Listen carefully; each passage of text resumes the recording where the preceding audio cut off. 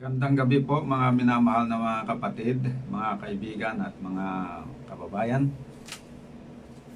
Ang ating programa na ang Tinig ng Reformasyon ay muli pong nagbabalik para makapaghain na naman ng espiritual na pagkain para sa inyong lahat na aming suking tagapakinig at maging ang mga baguhan na ngayon palang nakikinig ay welcome po kayo na makisalo sa amin sa aming pagsasaluhan ngayong gabi na spiritual na pagkain, tinapay ng buhay kung tawagin.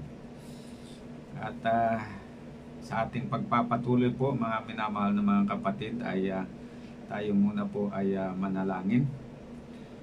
Dakilang Diyos sa kaitaasan po ng mga langit, kayo po ay aming sinasamba, pinupuri, pinapasalamatan sapagkat inyo kaming iningatan sa nakalipas na 6 na araw. Ngayon po ay nakarating muli kami sa ikapitong araw ng Sabat. Maraming salamat po at kami ay nasa mabuting kalagayan.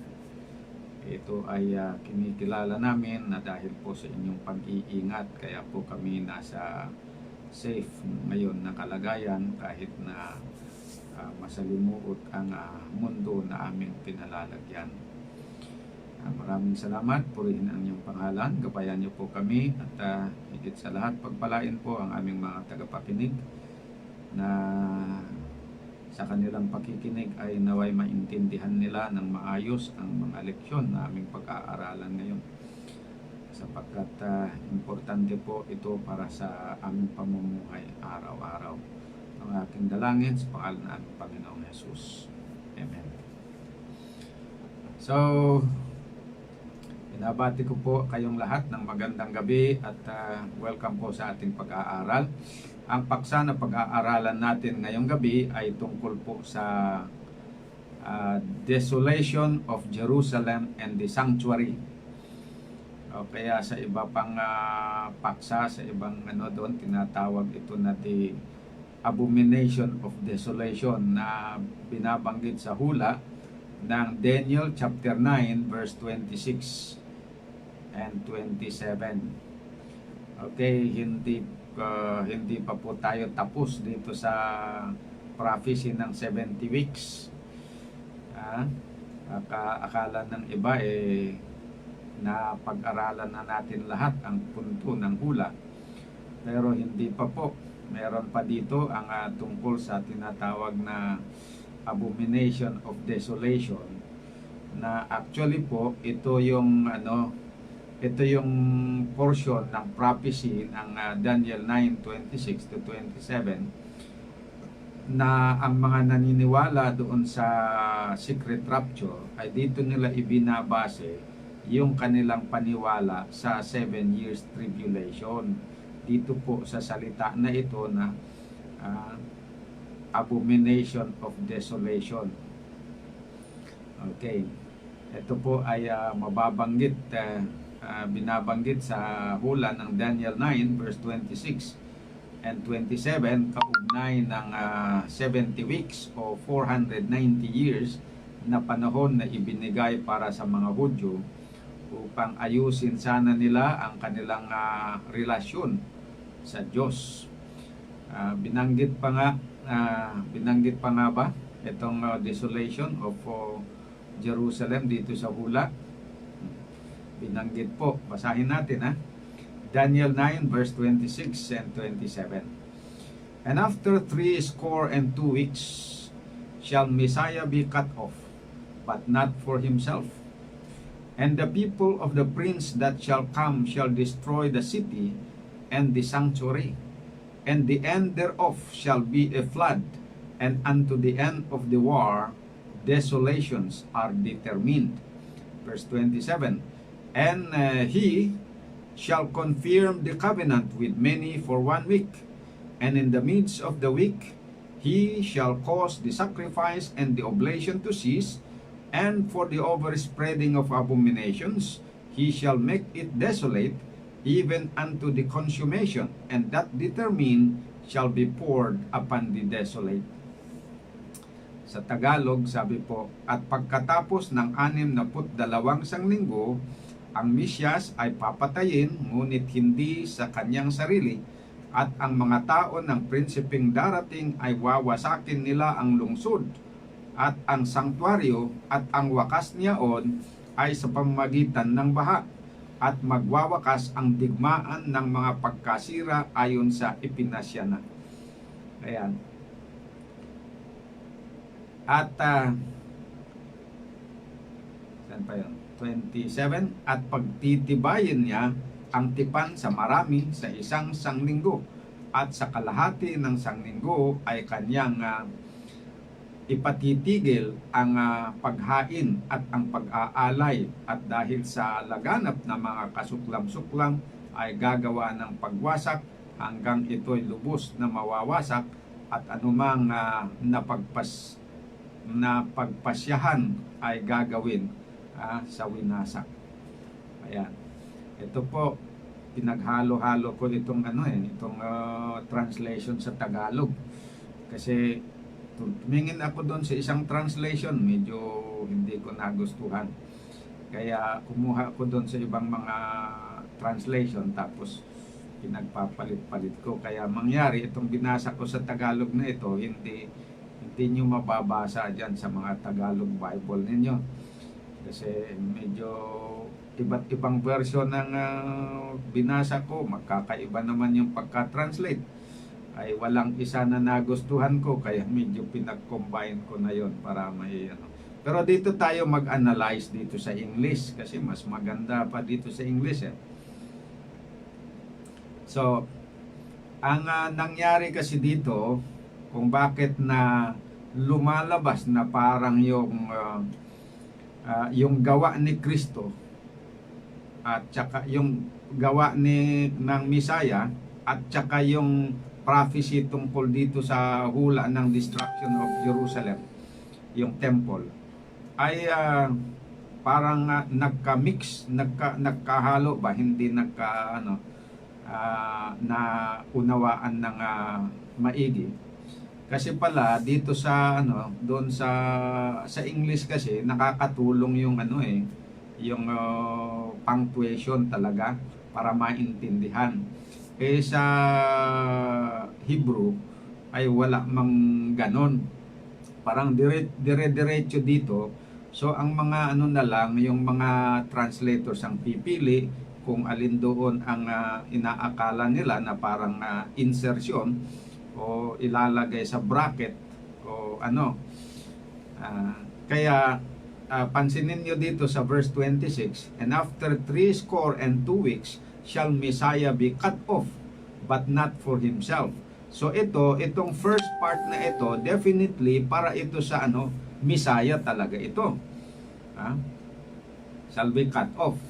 Pero yung sumunod, and the people of the prince that shall come shall destroy the city and the sanctuary, and the end thereof shall be with a flood, and unto the end of the war desolations are determined. Ayan. So, ito parang lumalabas na karugtong dito sa Misaya. So ngayon, yung kung ituloy mo pa dito sa verse 27, and he, yung he dito ay pronoun na he, ay siyempre ang antecedent niya na noun, yung masusumpungan mo dito sa verse 26, may dalawa dito na noun na binabanggit. Yung Messiah, that is to be cut off, at saka yung prince dito, and the people of the prince. Ayan. Ngayon, karamihan dahil dito sa second part ng verse 26, ang sinasabi dito na the people of the prince shall come and destroy the city and the sanctuary, and the end thereof shall be with a flood, and unto the end of the war desolations are determined. Inaakala ng iba na pagdating dito sa 27, yung he ay tumutukoy dito sa prince. Kaya sa halip na yung sabi dito na yung sanang he dito sa verse 27 ay tumutukoy doon sa Messiah, ay ini-apply na nila doon sa prince na sisira o wawasak dito sa syudad. Kaya yung pagka ganun ang antecedent na ibigay mo dito sa sa verse 27, he shall confirm the covenant with many for 1 week. Sa halip na yung confirmation of the covenant for 1 week, at saka in the midst of the week, he shall cause the sacrifice and oblation to cease. Sa halip na yung Misaya, kung i-apply ito, sana mag-apply sa Misaya, pero dahil in-apply nila yung pronoun doon na antecedent niya ay yung prince, so lumalabas na dito sa verse 27, hindi na yung Misaya yung mag-confirm sa covenant for 1 week, hindi na yung Misaya yung doon, yung mamamatay at in the midst of the week, pero hindi na mamamatay kasi yung mamamatay dito man sa sa 26. Pero yung sabi dito na in the midst of the week he shall cause the sacrifice and oblation to cease, ay hindi na yung pagpapahinto ni Kristo ang tinutukoy doon. Hindi na magiging yung kamatayan ni Jesus at the midst of the week, hindi na rin tumutukoy sa kanyang pag-offer ng kanyang sarili para mapahinto yung paghahain sa sa mga hayop. Maiiba na yung meaning kasi ngayon in-apply nila yung he dito na ang antecedent na yung prince. Yon, sa hindi yung Misaya. Pero ang tama sana dito is kung ilagay mo sa bracket na parang insertion itong second part ng verse 26. So dito sa and the people of the prince, dito mo ilalagay yung yung bracket. Tapos at the end of the verse doon yung close parenthesis. At ang babasahin mo dito is yung first part ng 26, tapos basahin mo, idugtong mo yung verse 27, lumalabas prophecy about the Messiah yan.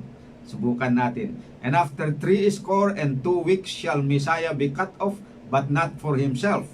Okay? Tapos huwag mo munang basahin yung parenthetical insertion.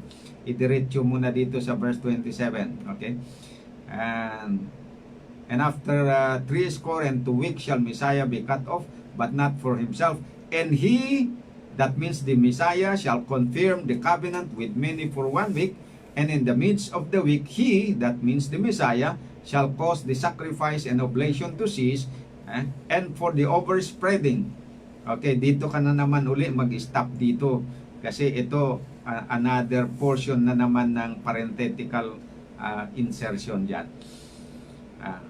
So, yun po ang nangyari. Kaya hindi rin natin masisisi yung iba kung bakit naiiba ang kanilang interpretation, dahil dito kasi sa pagkasulat dito sa Hebrews ay medyo talagang confusing. Gumagamit ng pronoun na hindi malinaw kung ano yung antecedent noun noon. Sana kung ginamit na isinulat in a way na malinaw, di madaling maintindihan. The fact na ganito, yun ang dahilan kung bakit ang daming iba't iba ang pangunawa. So wala na lang sisihan, basta yun ang reason kung bakit yung prophecy dito tungkol sa gawain ng Messiah ay nako-confuse doon sa gawain nitong prince that is going to destroy the city. So, iwanan muna natin yun. Tayo magpatuloy. Doon dito tayo sa positive na pag-aaral, So, may dalawang mahalagang salita na binabanggit dito sa Daniel 9 verse 26 and 27. Ang salitang abomination o kasuklam-suklam at yung salitang desolation o pagkawasak. Ang salitang desolation ay ginamit sa verse 26 kaugnay ng pagwasak ng lungsod at ng sanktuaryo sa pamagitan ng mga tao ng isang prinsipe. Samantalang ang salitang abominations ay ginamit sa verse 27 na kung saan ay sinabi na ang pag-desolate o pagwasak ay gagawin dahil sa nangyayaring abomination. Yun. Ang tinutukoy ng hula na lungsod sa sanctuaryo, lungsod at sanctuaryo na magigiba o mawawasak ayon sa hula ng Daniel 9:26 to 27, dito ay nagkakaroon din ng hindi pare-parehong interpretation. Ayan.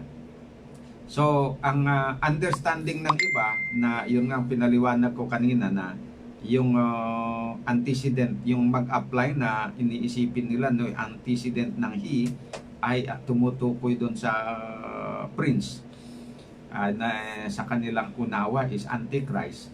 Kaya ang lumalabas dito na yung masisirain niya na syudad ay hindi yung syudad na doon sa Jerusalem na nasira noon, kundi tumutukoy sa isang future na temple na itatayo daw ulit doon sa Jerusalem. Ayan. So, yan po ang point of view ng iba. Pero ang tinutukoy dito sa hula ni Daniel chapter 9 verse 26 and 27, hindi kasi gaanong ipinaliwanag dito kung ano ang syudad na ito. Kaya yon ang dahilan na nagkakaroon ng confusion. Pero hindi ibig sabihin na hindi tayo makarating sa tamang pangunawa. Kasi ang Biblia sa ibang bahagi ng Bible may mga clue na ibinibigay, may mga yung mga additional information na binabanggit na magbibigay ng linaw tungkol dito kung anong lungsod ang tinutukoy dito at kung anong templo o sanctuaryo. Dito ay makakatulong yung komentaryo ni Jesus about sa binanggit ni Daniel dito sa pangunawa natin ng tama. So, gusto kong basahin natin ditong Matthew 24 verse 15 to 20 na dito po niya binanggit niya yung tungkol doon sa kay propeta Daniel at binanggit din niya yung tungkol sa abomination at yung sa desolation. So, basahin po natin. When you therefore shall see the abomination of desolation is spoken of by Daniel the prophet, stand in the holy place. Whoso readeth, let him understand. Yan. Then let them which be in Judea flee into the mountains. Let him which is on the housetop not come down to take anything out of his house. Neither let him which is in the field return back to take his clothes. And woe unto them that are with child, and to them that give suck in those days. But pray you that your flight be not in the winter, neither on the Sabbath day. Yan ang sabi ni Kristo. So ano yung sabi niya sa verse 1? Kapag nakita ninyo ang abomination of desolation, na sa Tagalog ay kasuklam-suklam ng pagkawasak, na sinabi sa pamamagitan ni Propeta Daniel na nakatayo sa banal na dako, ang mga nasa Hudiya ay tumakas na at pumunta sa mga bundok. O, kailan daw sila dapat, yung mga alagad ni Kristo, kailan daw sila dapat tatakas doon sa Judea? Kapag nakita nila yung abomination of desolation na nakatayo sa banal na dako, yung sabi niya dito na when you see the abomination of desolation is spoken of by Daniel the prophet, stand in the holy place. So dito na naman yung doon dito sa holy place. Ang akala ng iba dito na holy place is tumutukoy doon sa templo. Pero hindi po yun yung templo ang tinutukoy dito. Mangyari ng yung holy place is the city itself, yung sa Jerusalem mismo. Kasi yung Jerusalem is considered a holy city yan eh. Yan. At syempre, yung holy city hindi lang yung nasa inclusion ng walls of the city, Hindi lang yun yung city. Yun yung valley, nandun yung Antagron, yung outside, yung suburb niya, that is still part of the city. Okay, so kagaya ng Manila City, yung city hindi lang naman doon sa may ano ba yon, yung sa may Malacanang Palace, o kaya doon sa may munisipyo lang, hindi. Mas malawak pa doon. So ganun din dito. Malalaman natin yan mamaya. So yan po ang sinabi dito, mga kapatid, ay si Jesus, yung ginamit niya yung yung abomination at saka yung desolation, ang ginawa niya pinagdugtong. Pero doon kay sa Daniel chapter 9 verse 26 and 27, separate yung paggamit niya doon sa desolation at saka yung abomination. Sa nasa verse 26 yung isa, nasa verse 27 naman yung isa. Okay. Pero dito, pinagdugtong ni Jesus Christ. Dito sa King James tinawag nga na abomination of desolation. Pero sa ibang version naman, tulad ng New International Version, ay hindi abomination of desolation ang sinabi, kundi abomination that causeth desolation. Ganun ang pagka-translate. Ayan.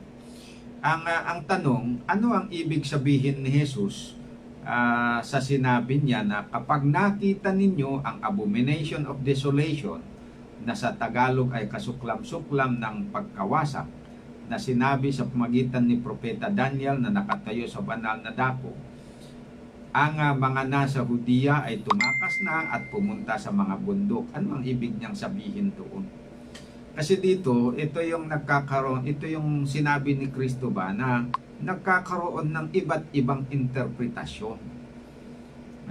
Ang sabi ng iba, na ito daw sinabi ni Jesus Christ, yung binanggit niya doon, abomination of desolation, ay nangyari daw yon noon. Ang sabi naman ng iba, mangyayari pa. Ang punto kanina, yung sinabi daw ni Jesus, nangyari yon, yung abomination of desolation, ay tumutukoy sa isang past event bago pa na ipanganak si Jesus. Yung iba namang interpretation ay mangyayari pa yon, makikita pa yon, hindi sa panahon ng mga alagad, kundi doon pa sa future bago dumating si Jesus Christ. Doon pa magkakaroon ng abomination of desolation. Na ang tawag nga nila doon ay yung Antichrist.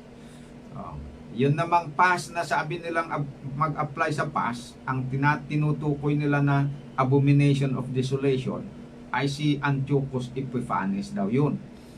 Pero dito naman dito sa tinatawag na historicist approach of Bible interpretation, tinitignan doon, initutugma doon sa actual na kasaysayan na yung abomination of desolation na binabanggit dito, na makikita na when ye shall see, ang tinutukoy niya talagang makikita ng kanilang mga alagad na nabubuhay at that time. Hindi yung future ng mga alagad kagaya natin ngayon, hindi, kundi yung mga tao na nabubuhay at that time. May fulfillment yan sa kanila. Yun po yung pinaka punto. So yan po, tuloy natin. Yung pag-apply nila dito kay Antiochus Epiphanes, hindi po pwede na talagang mag-apply. Kahit sabihin nila na yung abomination of desolation ay tumutukoy daw kay Antiochus Epiphanes na isang Greek na hari na noong 167 BC ay gumawa siya ng altar para kay Zeus doon sa ibabaw ng altar mismo sa templo sa Jerusalem at that time. At doon ay naghain siya ng baboy.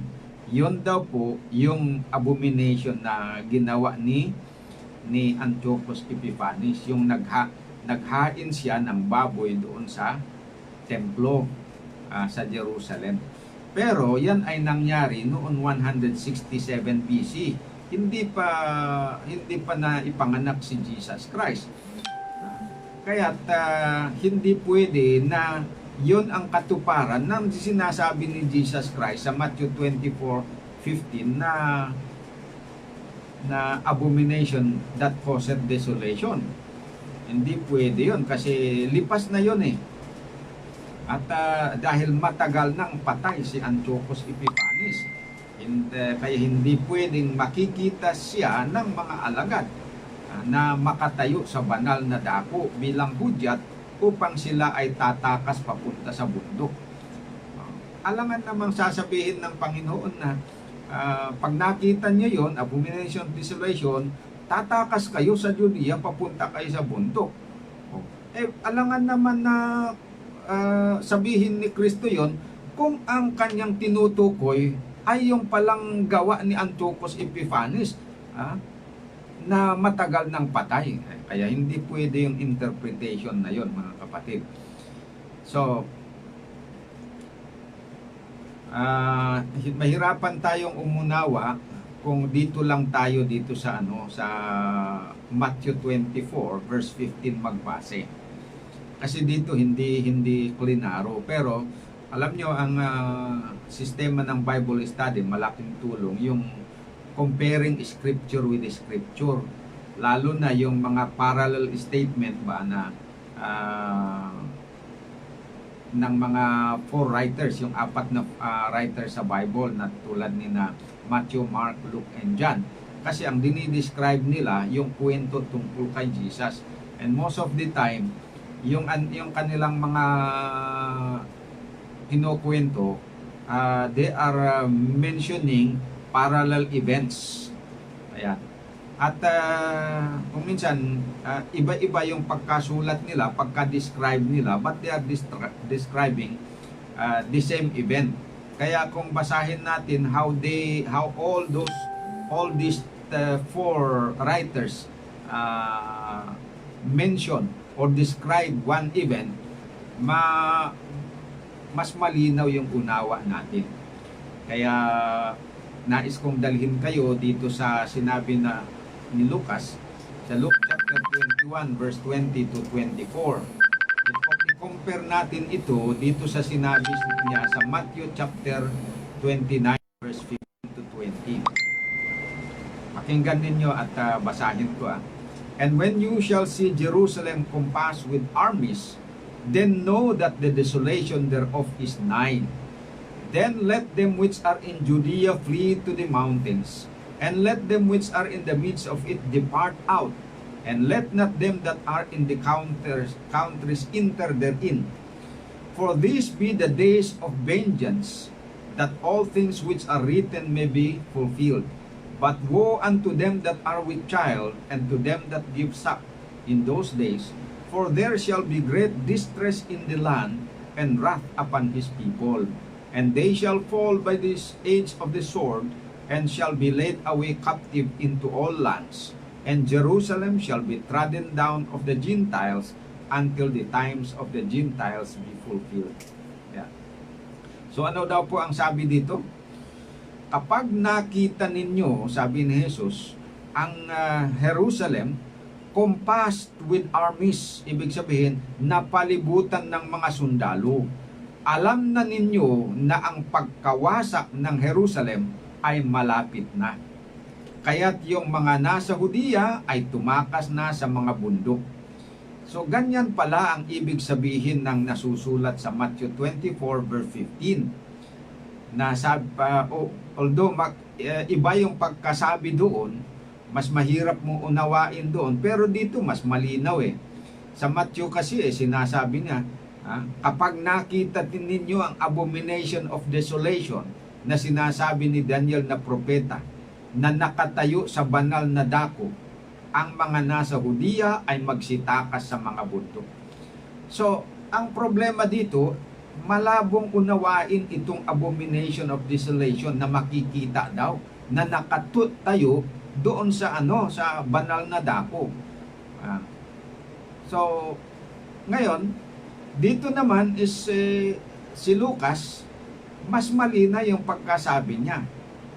Sa halip na abomination of desolation, ang sabi niya na makikita, iba, medyo, kumbaga, yung ito kasi parang regalo ba itong kay Matthew, parang nabalutan na hindi mo makikita yung nasa loob kung ano yun. Kasi parang nababalot. Ngayon, ito namang si Lucas, parang inalis na yung balot at kung ano yung nasa loob na nabalot na yun, yun ang sinabi niya. Yun yung pinaka-essence doon ng nasa Matthew 24 verse 15 na sabi, pag nakita ninyo ang abomination of desolation na sinulat ni Daniel, ay magsitakas na kayo. Ngayon, ito, yung binuksan na niya, isinabi na niya kung ano yon na mas malinaw. Sa Ilocano, inbuksilan na.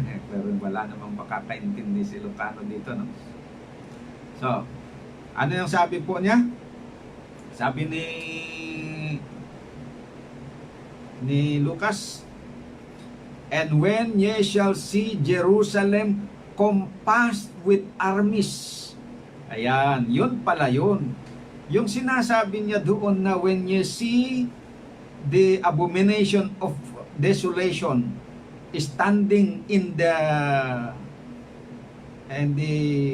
holy place, then that is the time that you are going to leave Judea and go to the mountain. Pero dito sinasabi, mas malinaw when ye see Jerusalem compassed with armies, then know that the desolation thereof is near.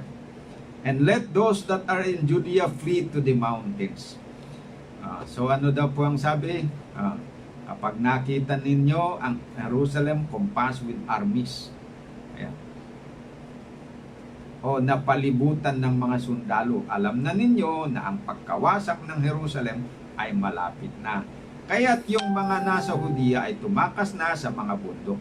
Ganyan pala ang ibig sabihin ng nasusulat sa Matthew 24:15, na kapag nakita ninyo ang abomination of desolation na sinasabi ni Daniel, ayan, tumakas na kayo.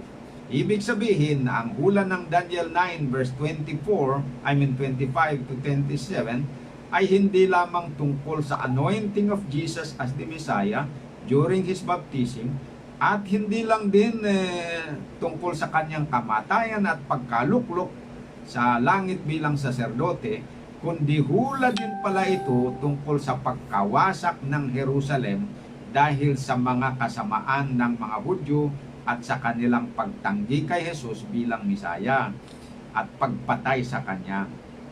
Ibig sabihin na ang sinasabi ng Daniel 9:26, second part, na sabi, the people of the prince that shall come shall destroy the city and the sanctuary, and the end thereof shall be with a flood, and unto the end of the world desolation are determined, ay hula pala tungkol sa desolation or destruction of the city of Jerusalem.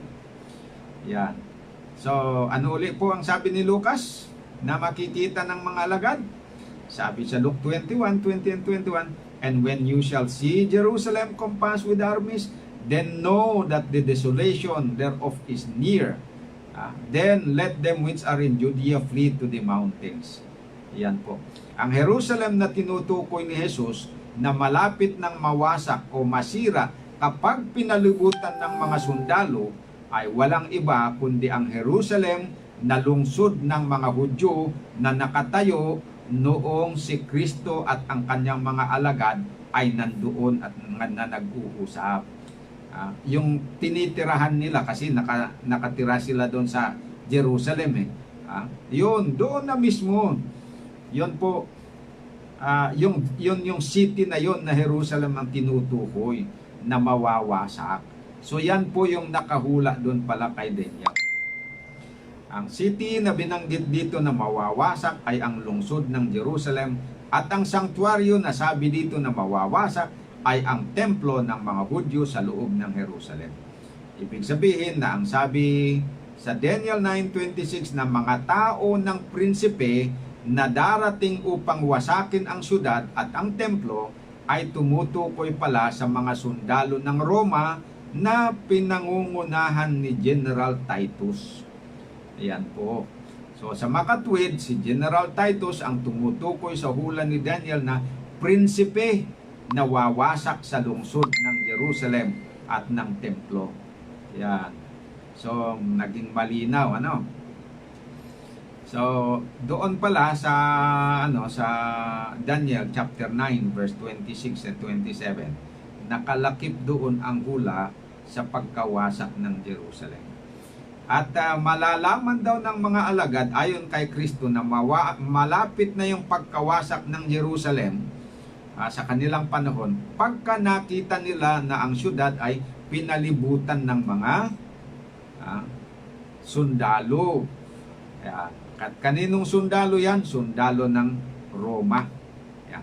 Kaya't malinaw na ang binanggit ni Jesus sa Matthew 24:50 na abomination that causes desolation, na kapag makita ng mga alagad na nakatayo sa banal na dako, ayan na ang hudyat na sa kanila upang tumakas mula sa lungsod punta sa mga bundok. Ayon sa Luke chapter 20 verse 10 at 20 and 21. At ito pala ay tumutukoy sa sundalo ng Roma. Sa makatwid ay ang tinutukoy doon na abomination that causes desolation is none other than the Roman power. At nangyari po mga kapatid ang pagkawasak ng Jerusalem. Kailan po? Ayon sa kasaysayan, ito ay nangyari noong 70 AD na kung saan ang templo at ang lungsod ay nawasak at mahigit 1,000,000 na mga Hudyo ang namatay. At libo-libo sa mga hindi pinatay ay ginawang bihag. Natupad ngayon yung sabi sa Luke 21 verse 24 na sabi dito ni Kristo, "They shall fall by the edge of the sword and shall be led away captive into all nations. And Jerusalem shall be trodden down of the Gentiles." Ayan. So, yung sabi dito na they shall fall by the edge of the sword, ibig sabihin maraming mamamatay. At over 1,000,000 died.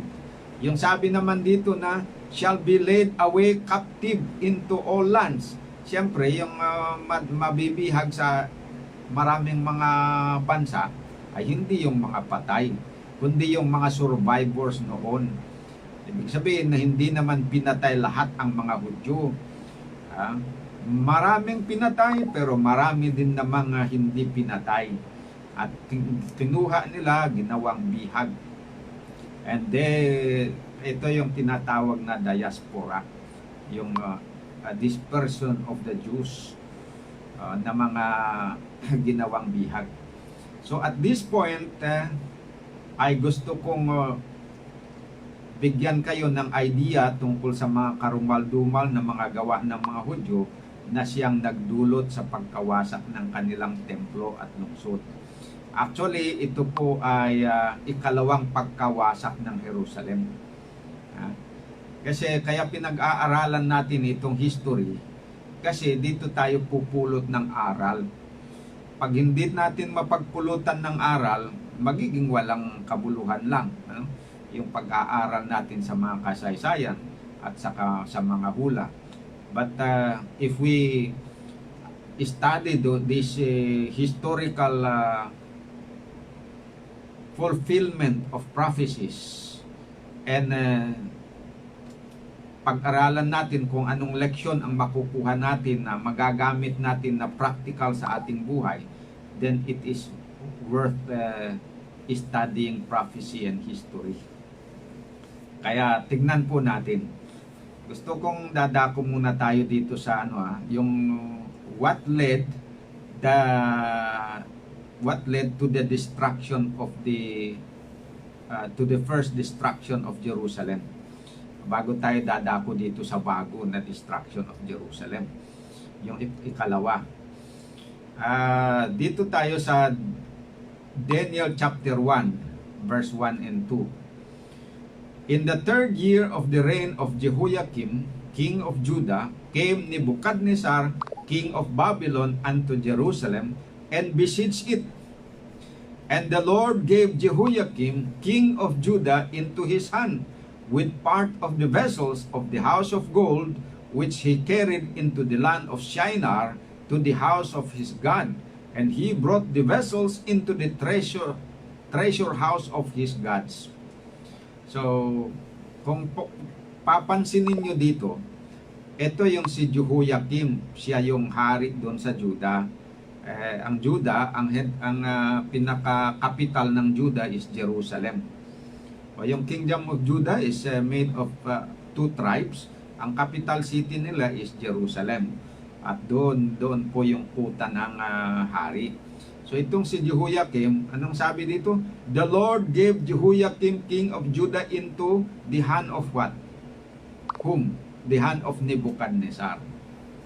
Ibig sabihin, Panginoon talaga ang nagpahintulot na nagbigay na si Jehoiakim na ito ay gagawing bihag ng Babylon. At ang nagsugo naman kay Nebuchadnezzar para pupunta doon sa Jerusalem, bihagin niya ang itong hari na ito at ibang mga tao ay ang Panginoon mismo. Ang tanong, bakit? Bakit naman ginawa ng Panginoon yon? Na para bang ibinigay niya.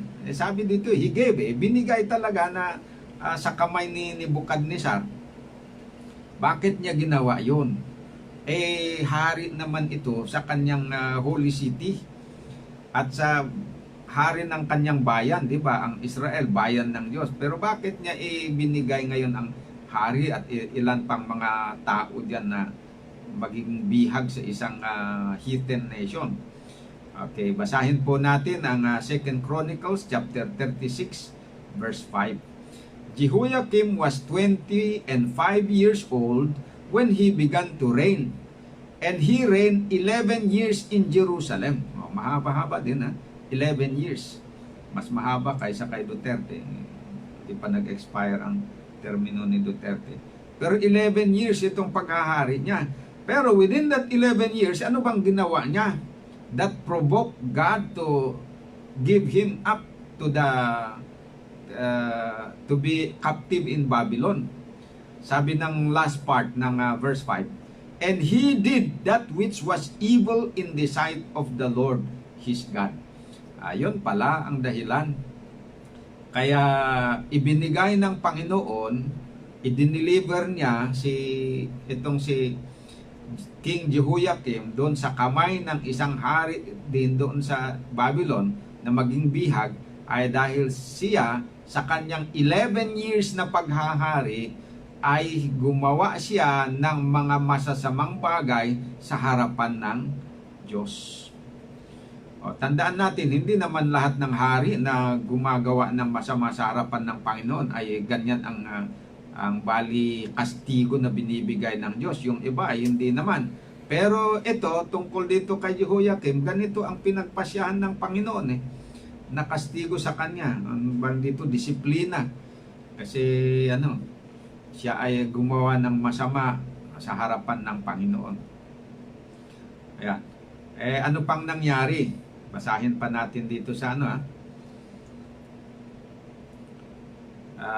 Chronicles 36 verse 8. Now the rest of the acts of Jehoiakim and his abominations which he did, and that which was found in him, behold, they are written in the book of the kings of Israel and Judah, and Jehoiakim his son reigned in his stead. Yan. So at this point, hindi sinira ang syudad ng Jerusalem. Ito ang ginawa, ginawang bihag itong hari plus yung ibang mga noble people na dinala. Siyempre hindi lang siya mag-isa na ginawang bihag. Tapos partial of the vessels doon sa templo ay kinuha, hindi naman lahat kinuha, partial of it ay kinuha. Ayan. Pero ang punto na gusto kong makita natin dito, bakit ginawa ng Panginoon yun? Ito ay dahil sa mga abominations na ginawa niya. Sabi dito, now the rest of the acts of Jehoiakim and his abominations which he did. Ayan. Ang ibig sabihin, kung wala sanang kasuklam-suklam na ginawa itong si Jehoiakim, hindi sana nangyari sa kanya yun. Hindi sana niya na-forfeit yung protection ng Panginoon sa kanya. At hindi sana siya ibinigay ng Panginoon na magiging bihag. So yan po ang lesson sa atin. Pero tandaan natin, sino ba itong Jehoiakim? Ito, bayan ng Diyos ito eh. Anak na yon, anak ng Diyos yan. Pero gumawa siya ng masama, kaya yon ang ginawa sa kanya ng Panginoon. Dinisiplina siya. Okay. So, dahil pala sa mga abominations o mga karumal-dumal na gawa ni Jehoiakim, na ang protection ng Diyos sa kanya ay nawala. At sino ngayon ang pumalit sa trono? Yung anak niya na si Jehoiakim. Magkahawig yung pangalan nila. Jehoiakim, yung tatay, Jehoiakim naman itong kanyang anak. Siya ang pumalit bilang hari sa Juda. Ngunit ito naman, parang like father, like son. Hindi natuto doon sa karanasan ng kanyang tatay. Gumawa din siya ng mga karumal-dumal din sa harapan ng Panginoon. Ayan. Mababasa naman yan sa 2 Chronicles chapter 36 verse 9 to 11. Yun. Talagang gumawa siya ng mga karumal-dumal na mga bagay. Kaya ibinigay din siya kung ano yung ginawa ng Panginoon doon sa tatay na si Jehoiakim, na ibinigay na bihag doon sa Babylon. Yun din ang ginawa ng Panginoon dito sa anak niya, kasi hindi rin natuto hindi rin nagsisi. Kaya ayun, ibinigay na rin na maging bihag doon sa Jerusalem. Ibig sabihin, bumalik uli itong si Nebuchadnezzar, kinuha niya, binihag niya uli ito, si Jehoiakim. Tapos, yung iba pang mga vessels ng templo ng Panginoon, kinuha din, dinala ang iba. Pero hindi rin lahat. Meron pang natira. Okay. Tapos, eto namang pumalit na hari, kasi hindi rin sinira yung templo sa time na yun, hindi rin sinira yung syudad. Okay, sila lang yung binihag. Patuloy pa rin ang gobyerno, pinalitan lang ng Pangulo. At ang naging Pangulo ngayon ay si Zedekiah na kapatid ni Jehoiakim. Ayan. Pero tignan natin eto, pangatlo na siya, hindi rin natuto doon sa tatay niya at saka doon sa kapatid niya. Gumawa ng mas malala pa na mga pagsalangsang sa kalooban ng Panginoon. Mababasa yan sa 2 Chronicles chapter 36 verse 12 to 13. So, ang brief niya dito sa verse 14, sabi, moreover, all the chief of the priests and the people transgressed very much after all the abomination of the heathen. Ito mas malala kasi maliban na sila ay lumalabag, itong administration nito ni Zedekiah, lumalabag na nga sila doon sa kautusan ng Panginoon, ay nag-adapt pa sila ng mga heathen form of worship. Ibig sabihin, talagang tumalikod sila.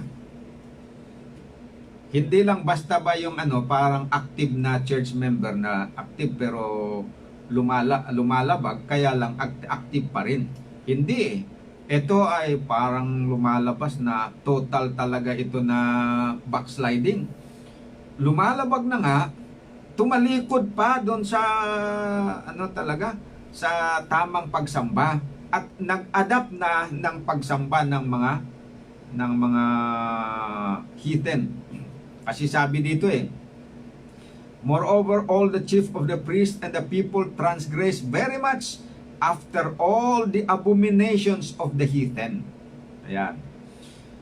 Sabi pa na the people transgress very much after all the abominations of the heathen. And polluted the house of the Lord which he had hallowed in Jerusalem. 2 Chronicles chapter 36 verse 14. Ayan. So, parang naging malala na talaga yung kanilang kalagayan, yung kanilang backsliding, apostasy ay masyado ng malala. So, anong ginawa ng Panginoon? Ito na ang last. Pinabalik niya uli itong si Nebuchadnezzar for the third time, at dito na po na pinarusahan yung mga tao, may mga pinagpapatay kasi nakipaggira pa rin sila yon. Tapos sinira yung templo, sinira yung siyudad, lahat ng mga vessels doon sa Jerusalem kinuha, at ang mga tao ay ginawa din na bihag. Ayun. So talagang dito na yung ang dami talagang namatay, at nakumpleto na yung destruction of Jerusalem. Bakit? Sapagkat sila po ay gumawa ng mga abominations, abominable na mga bagay. Ano kaya yung mga abomination na ginawa nila? Yung mga pag-transgressions na ginawa nila? Dito sa 2 Chronicles chapter 36 verse 21. Ito daw ay ginawa nila, o nangyari daw itong nangyari daw pala itong pagkabihag sa Jerusalem, pagkasunog ng Jerusalem, pagkapatay ng maraming mga Hudyo doon, nangyari ayon doon sa sinalita ni Jeremiah. Sabi niya dito, this all was done to fulfill the word of the Lord by the mouth of Jeremiah, until the land had enjoyed her Sabbath. For as long as she lay desolate, she kept Sabbath to fulfill 60 and 10 years. So yung 60 and 10 years, 70 years yon. So, the result of God's people practicing the religious abominations of the heathen was the desolation of their land, their city, and their sanctuary. Ano po ang specific na binanggit ni Jeremiah na kasalanan nitong mga tao? Maliban doon sa pag-worship nila ng other gods, yung anong sinalangsam nila, very specific na binanggit. Special mention na utos ng Panginoon na transgress nitong mga Hudyo that caused them to be captive. Basahin natin Jeremiah 17:27. But if ye will not hearken unto me to hallow the Sabbath day, and not to bear a burden, even entering in at the gates of Jerusalem on the Sabbath day, then I will kindle a fire in the gates thereof, and it shall devour the palaces of Jerusalem, and it shall not be quenched. Nakita nyo, ito special mention pala na kasalanan nitong mga mga tao na Hudyo, kung bakit sinira ng Panginoon yung kanilang syudad, at sila ay dinala doon na bihag sa ibang bansa, at maraming namatay, ay dahil doon sa kanilang paglabag sa araw ng Sabat, yung fourth commandment. Kaya ganun pala sa mabigat sa harapan pala ng Panginoon yung paglapastangan sa araw ng Sabat. Na sa ngayon, para bang hindi nararamdaman ng mga tao na mabigat na kasalanan yun. Kumpara dun sa ibang kasalanan, parang sa kanila napakagaan lang na hindi nila ipanghilin yung araw ng Sabat. Pero sa harapan ng Panginoon, ito'y isang napakabigat na kasalanan na ito pa ang nagiging special mention na dahilan kung bakit isinakripisyo ng Panginoon sila na mapunta sa mabihag sa Babylon. Yan po ang nangyari. So, kinilala naman naintindihan naman ng mga Hudyo ito. Anong natapos na yung pagkabihag nila, alam nyo, nalaman na nila na okay. Ayun pala, naalala nila yung sabi ni Jeremiah na kaya pala sila pinahintulutan na girahin ng Babylon at bihagin yung mga buhay patayin yung mga pinakamatitigas ang ulo ay dahil sa kanilang pagsalangsang sa araw ng Sabat. Ayan po. Saan natin binasa yan?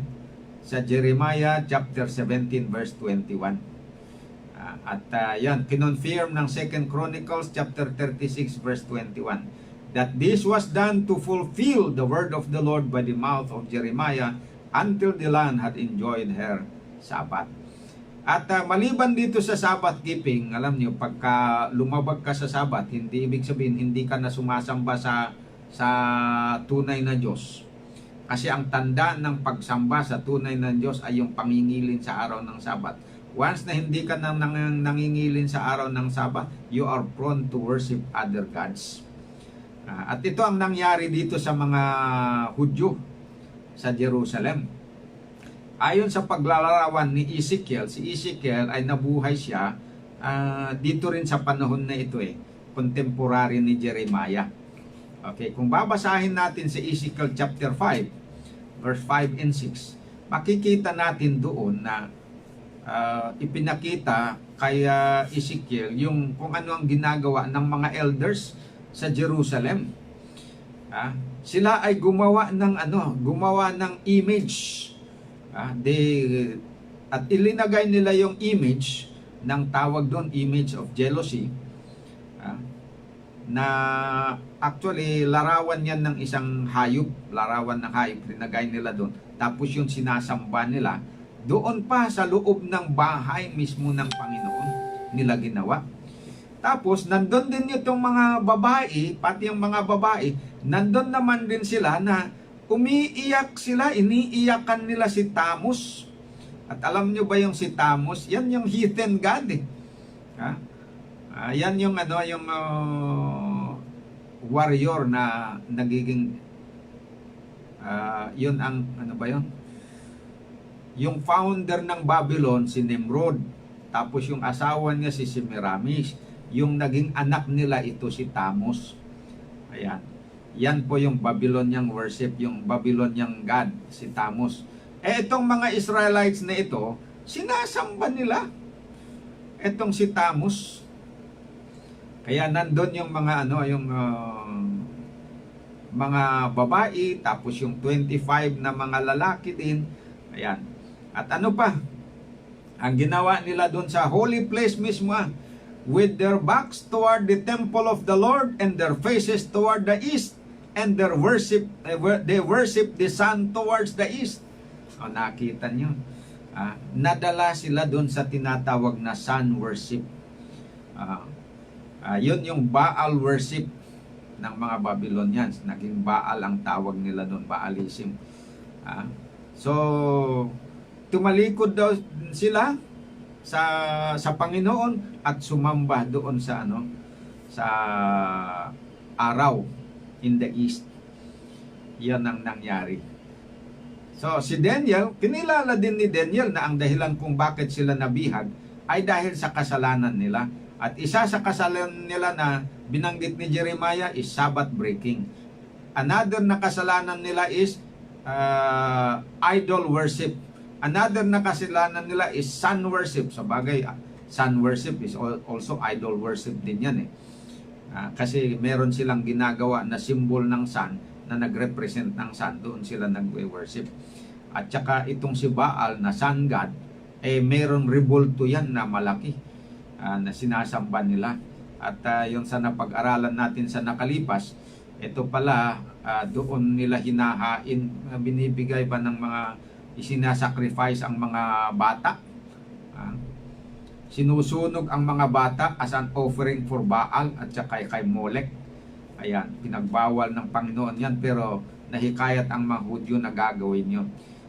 So these are the sins that contributed to the destruction of Jerusalem, the city of God, and the dispersion of the Israelites. Sa Daniel 9 verse 16 to 18 sabi, O Lord, sabi ni Daniel, according to all thy righteousness I beseech thee, let thine anger and thy fury be turned away from thy city Jerusalem, thy holy mountain, because of our sins and the iniquities of our fathers. Cause thy face to shine upon thy sanctuary that is desolate. Open thy eyes and behold our desolations. So bakit na desolate? Naka-experience ang Jerusalem ng desolation because of the iniquities of the people of God. Lalo na yung mga leaders, at saka yung mga tao, pare-pareho yan sila eh. Si Jehoiakim, si Jehoiakim, si Sedekaya, sila yung tatlong hari na ito na para bang major na yung kasalanan nila ang naging dahilan kung bakit na ganito ang nangyari sa buong Jerusalem. Okay. So, tandaan natin na yung abomination, sino ang gumawa ng abomination? Yung kasuklam-suklam? Ang bayan ng Diyos ang gumawa ng kasuklam-suklam. Pero sino ngayon ang nag-cause ng desolation ng city? Is the government, yung gobyerno ng Babylon. So yung heathen government ng Babylon, sila yung nag-desolate. Sila yung nagwasak sa Jerusalem. Pero ang gumawa ng abomination na naging dahilan ng pagkawasak ng Jerusalem nung una ay yung kanyang bayan mismo. Yan po ang lesson na mapagkukunan natin ng aral. Ano ang dapat na nakuha natin dito na mabigat na kasalanan na kinilala ng Panginoon yung kabigatan niya kaya sila ay isinacrifice o kaya dinala, binigay doon sa mga heathen nation as bihag at na-sacrifice pa ang destruction ng kanyang banal na syudad. Anong isa is Sabbath breaking, yung hindi pangingilin ng araw ng Sabat. And another is idolatry, pagsamba sa mga Diyos-Diyosan. At saka pangatlo, yung pagsamba sa araw, sun worship. Ayan. Yan ang special mention dito. Pero siyempre, meron pang iba, pero ito yung mga nababanggit. Ayan. So, noong ito ang background, nung nandun na sila na bihag doon sa Babylon, na after 70 years na inihula ni Jeremiah, sabi niya, ibabalik ng Panginoon sila sa kanilang bayan at muling itatayo ang Jerusalem. Pero, hindi pa nag-expire yung 70 years na ito, ay nagkaroon ng pagbabago sa pamahalaan. Yung Babylon na yon ay kinongker ng Medo-Persia. Yan. Kaya, doon na sa time na after 70 years na yon, when the time come na dapat ibalik ng Panginoon itong mga Hudyo sa kanilang bayan, ay ang namamahala sa gobyerno dito sa buong sanglibutan ay hindi na ang Babylon. Hindi na Babylonian Kingdom, kundi Medo-Persian Empire na. Kaya pinag-aralan natin sa nakalipas na yung nagbigay ng utos for the restoration of Jerusalem, beginning with the temple was Cyrus, King Cyrus. Tapos sumunod si Darius. Tapos ang third ay si Artaxerxes. Siya yung huli na nagbigay ng utos for the restoration of Jerusalem. Ngayon, nangyari yung restoration ng Jerusalem. Yung 12 tribes of Israel na napunta doon sa Babylon. Nauna yung Samaria, yung 10 tribes of Israel. Sumunod ang Judah. So 12 tribes lahat. Pero nung sila bumalik, ay kakaunti lang yung bumalik. Karamihan ay hindi bumalik, kaya nawala na yung kanilang nawala na yung identity ng 10 tribes. Parang 2 tribo na lang ang bumalik. Sa bagay, hindi lang 2 tribo ni Judah at saka si Levi, meron din pero na lang, kakaunti na lang yung bumalik. At nung bumalik po sila, nawala na yung nawala na yung sinasabing 12 tribes of Israel. Naging isa na lang yon na grupo na Israelites, doon sila tinawag na Jewish sila, at na-establish na nga sila doon sa Jerusalem. At alam ninyo, nung na-establish sila sa Jerusalem, dahil alam nila na isang kasalanan nila, ito ang mabigat, is idolatry, sinikap na nila na talagang hindi na sila sisimba sa mga idols. So talagang completely ayaw na nila talagang idolatry. Second, sinikap talaga nila na mangilin ng araw ng Sabat. Ang naging problema lang nila is doon sa kanilang hangarin na maipangilin ng Sabat ng tama, ay gumawa naman sila ng napakaraming rules at kung paano ipangilin ang Sabat.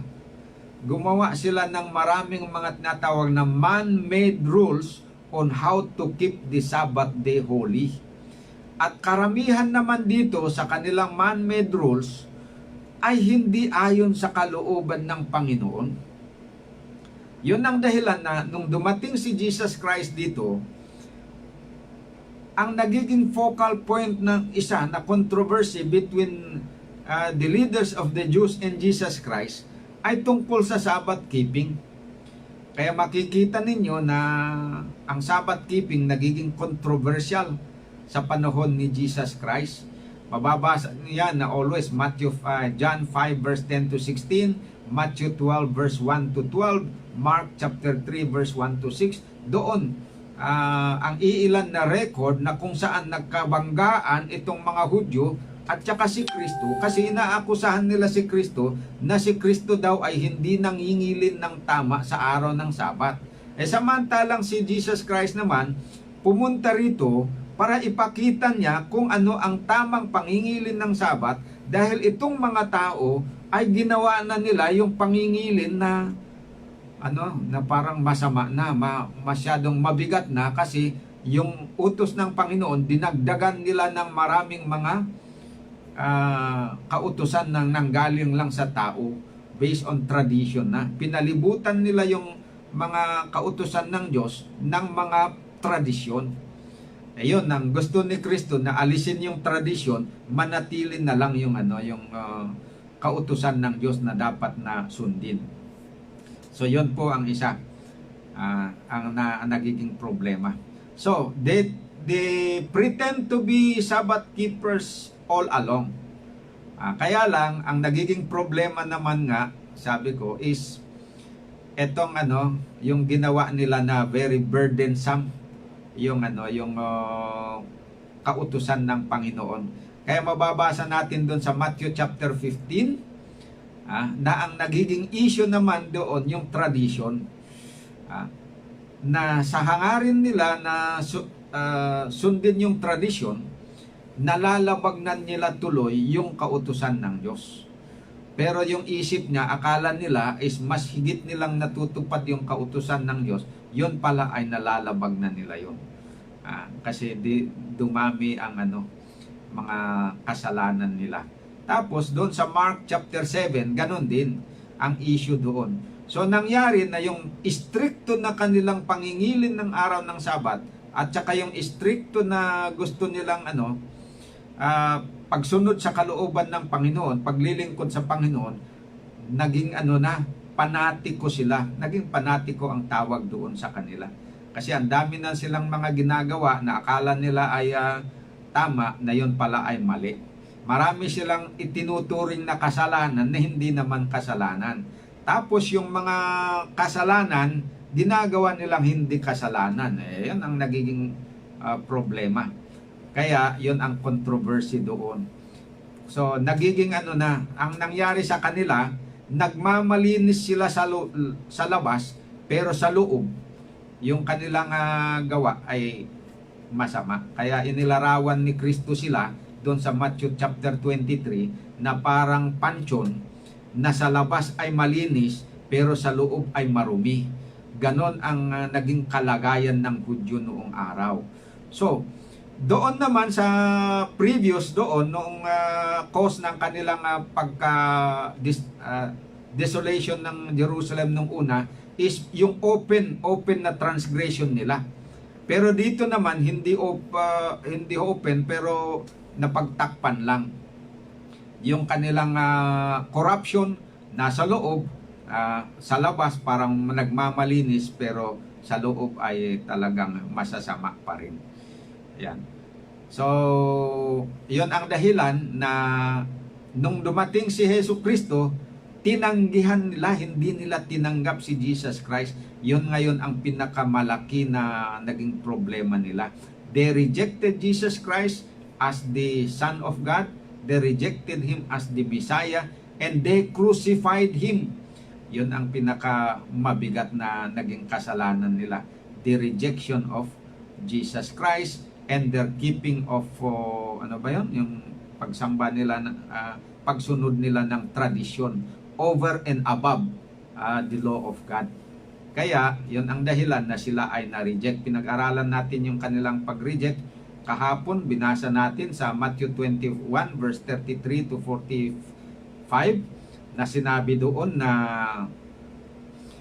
sabi ni Kristo sa kanila, ang kaharian ng Diyos ay aalisin sa inyo at ibigay sa bansang nagbubunga ng nararapat na paghahari.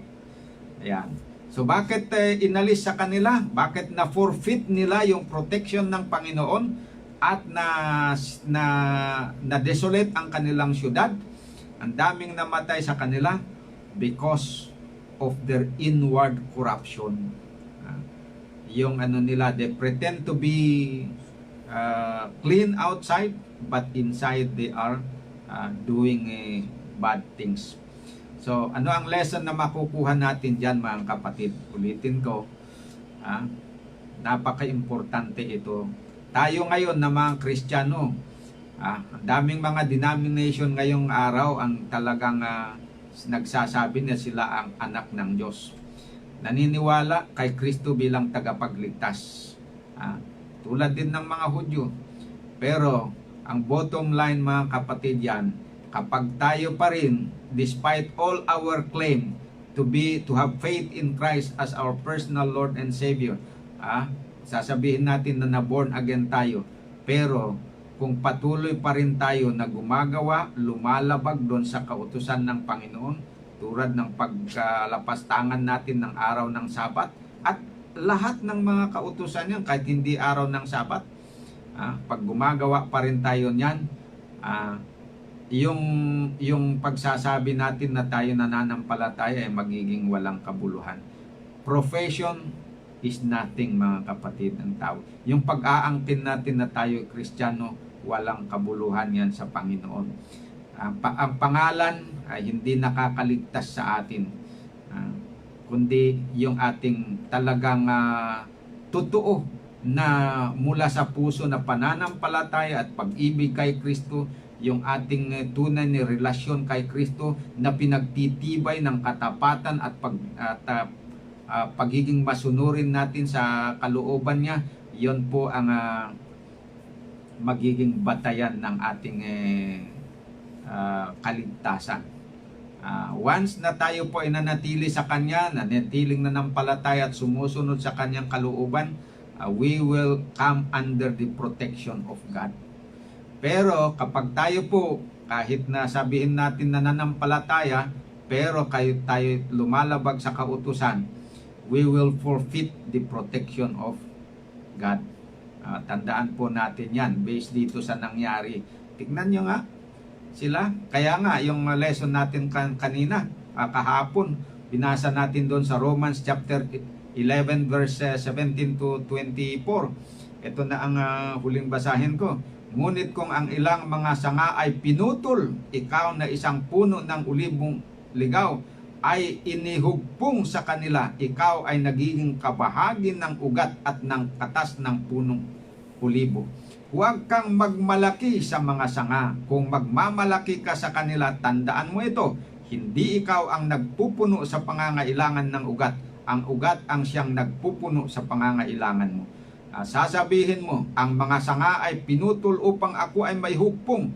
Gayon nga iyon, dahil hindi sila sumasampalataya, inihiwalay sila ng Diyos. Ngunit ikaw na hentil ay nakatayo sa pananampalataya, sa pamagitan ng pananampalataya. Huwag kang magmataas, sa halip ay matakot ka. Ito ay sapagkat maging ang mga likas na sanga ay hindi pinaligtas ng Diyos, maaring hindi ka niya paliligtasin. Kaya nga narito ang kabutihan at kahigpitan ng Diyos. Ang kahigpitan niya ay sa kanila na nahulog. Kung ikaw ay magpatuloy sa kanyang kabutihan, ang kabutihan niya ay mapapasa iyo.